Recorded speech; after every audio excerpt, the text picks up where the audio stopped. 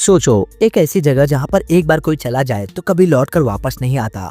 एक ऐसा रहस्य जो 30 साल से अनसुलझा है और एक ऐसी ताकत जो किसी को भी अपनी दुनिया में खींच सकती है।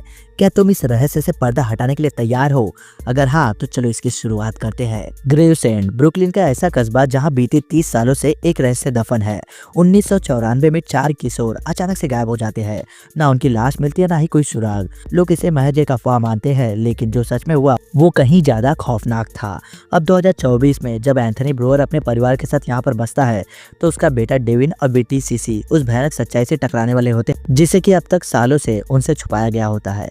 अब कहानी की मेन शुरुआत करते हैं और कहानी मैं आपको एपिसोड वाइज बताऊंगा। इस एपिसोड में दिखाया जाता है ग्रेवसेंड में डेविन जो कि 14 साल का है और सीसी जो कि 13 साल की है। वे यहाँ पर पहुँचते हैं। उनके पिता एंथनी ब्रूअर एक वनस्पति विज्ञानी है। इस छोटे से कस्बे में वो एक पुराना घर खरीदते हैं। कस्बे में आते ही डेविन और सीसी के साथ अजीब घटनाएं होने लगती है। पुराने घर के अंदर कदमों की आहट उन्हें सुनाई देती है। दीवारों पर उन्हें अजीब निशान दिखाई देते हैं और अंधेरों में सरसराहट की आवाज सुनाई देती है। ग्रेवसेंड में रहने वाले लोग 1994 की एक रहस्यमयी घटना की कहानियां सुनाते हैं, जिसमें 4 किशोर अचानक से गायब हो गए थे। कोई नहीं जानता कि उनके साथ क्या हुआ। डेविन को घर के तहखाने में एक रहस्यमय दरवाजा भी मिलता है, लेकिन उसके पिता उसे सख्ती से मना कर देते कि वो वहां पर बिल्कुल भी ना जाए। इसी के साथ पहला एपिसोड यही खत्म होता है। अब हम बात करेंगे सेकेंड एपिसोड की, जिसका टाइटल है 30 साल पुराना रहस्य, द 30 ईयर मिस्ट्री। स्कूल में डेविन की दोस्ती ट्रे, माइकल और सामंथा से होती है। वो उसे बताते हैं कि ग्रेवसेंड की सबसे डरावनी जगह फोर्ट जेरोम है, एक पुराना मिलिट्री बेस जिसे कई साल पहले छोड़ दिया गया था। डेविन और उसके दोस्त एडवेंचर की तलाश में वहां पर जाते हैं और तभी डेविन को अचानक एक पुरानी तस्वीर मिलती है, जिसमें उसके पिता के साथ एक और लड़का खड़ा है। वो लड़का उसका अंकल मैटी था, जो कि उन्हीं लापता हुए किशोरों में से एक था। अब डेविन को समझ में आता है कि उसके पिता इस रहस्य को जानते हैं, मगर किसी वजह से उन्होंने इसे उनसे छुपाया है। एंथनी ने कभी भी उनके सामने मैटी का जिक्र नहीं किया था। डेविन जब अपने पिता से पूछता है तो वो जवाब देने से बचते हैं। वहीं पर इसी के साथ ये दूसरा एपिसोड खत्म होता है। फिर तीसरा एपिसोड शुरू होता है, जिसका टाइटल है तहखाने का रहस्य, यानी कि द सीक्रेट बेसमेंट। डेविन और सीसी चोरी छिपे तहखाने में जाते हैं और वहाँ उन्हें एक रहस्यमय जैविक संरचना यानी कि बायोलॉजिकल स्ट्रक्चर दिखाई देती है। ये एक ऐसी चीज थी जो बिल्कुल प्राकृतिक नहीं लगती, मानो वो किसी दूसरी दुनिया से आई हो। तभी वहाँ की दीवारों से कुछ हलचल होती है, अंधेरे से कुछ निकलता है, परछाइयाँ जो कि इंसान जैसी ही लगती है, लेकिन उनकी आंखें बिल्कुल खाली है।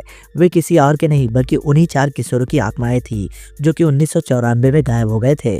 डर के मारे डेविन और सीसी वहां से भागते हैं, लेकिन अब उन्हें यकीन हो जाता है कि उनका परिवार एक बहुत बड़े खतरे में है। और इसी के साथ तीसरा एपिसोड खत्म होता है। अब हम बात करेंगे चौथे एपिसोड की, जिसका टाइटल है पिता का राज, यानी कि द फादर्स सीक्रेट।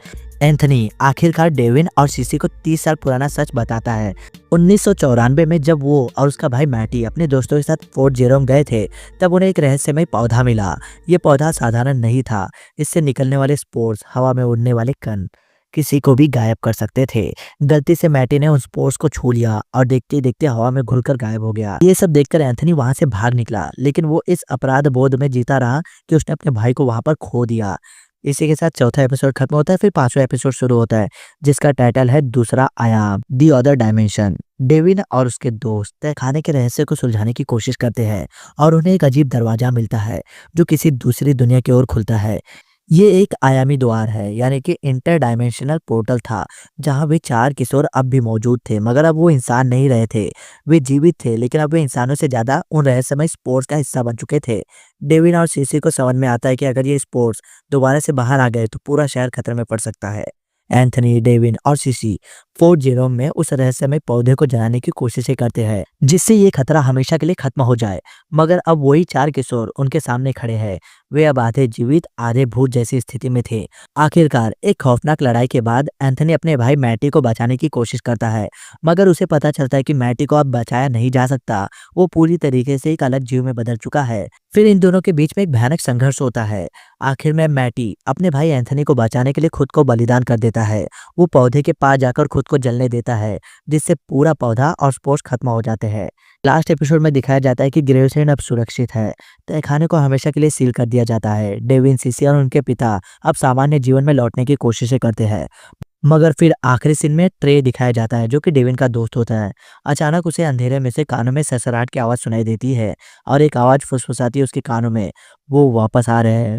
मतलब खतरा अभी भी पूरी तरीके से खत्म नहीं हुआ है। अगर तुम हॉरर, रहस्य और साइंस फिक्शन के फैन हो ना, तो गूज़बम्प्स, द वैनिशिंग तुम्हें पूरी तरीके से थ्रिल से भर देगी। अब ये बताओ कि आपको इसकी स्टोरी कैसी लगी? अगर अच्छी लगी है तो वीडियो को लाइक कर देना, चैनल को सब्सक्राइब कर देना।